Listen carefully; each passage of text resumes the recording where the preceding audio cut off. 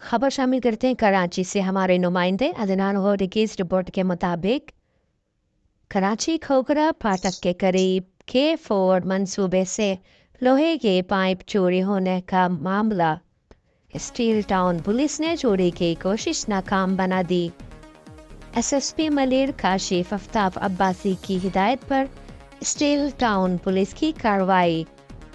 بڑی تعداد میں لوہے کے پائپ برآمد۔